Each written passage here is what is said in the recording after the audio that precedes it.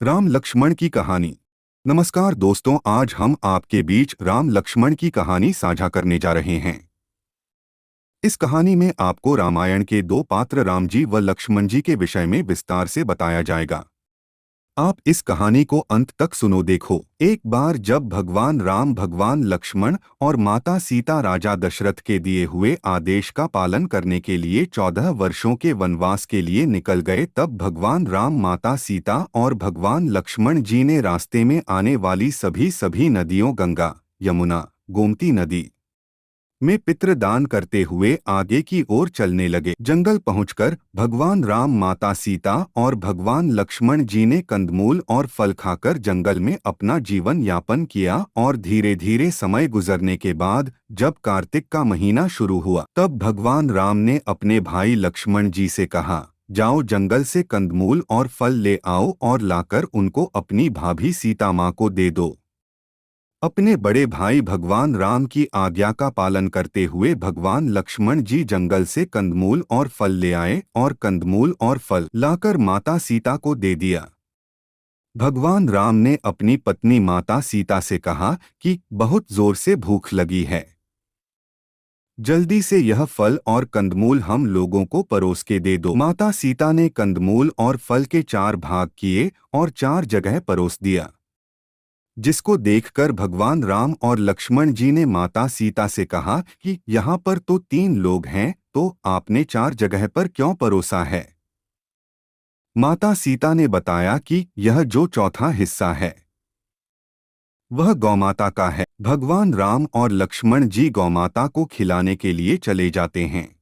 जब भगवान राम और लक्ष्मण जी गौ माता को कंदमूल और फल खिलाकर वापस आते हैं, तब भगवान राम माता सीता से कहते हैं कि सीता, तुमने भोजन करना क्यों शुरू नहीं किया?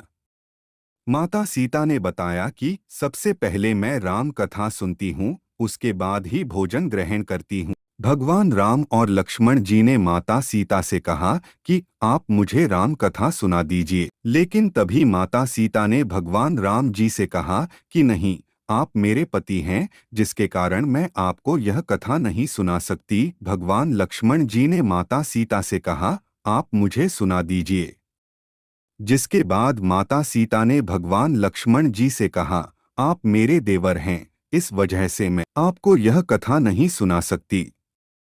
मैं यह कथा सिर्फ किसी औरत को ही सुना सकती हूँ। भगवान लक्ष्मण जी ने कहा कि माता सीता, इस जंगल में कैसे किसी औरत को खोजेंगी? और फिर तभी भगवान लक्ष्मण जी ने अपनी माया से जंगल में ही एक नगर का निर्माण कर दिया और उस नगर में सभी चीजें सोने की थी। सभी चीजें सोने के होने के कारण उस नगर का नाम सोननगरी था। नगर में रहने वाले सभी लोग बहुत अमीर थे और उनको बात का बहुत घमंड था। जब माता सीता इस नगर में कुएं से पानी लेने गई, तब उन्होंने कुएं से पानी लेने आई कई महिलाओं से बात करने की कोशिश की। तब किसी भी महिला ने माता सीता से बात नहीं की और वहां से चली गई, जिसके बाद एक छोटी सी बच्ची माता सीता के पास आई।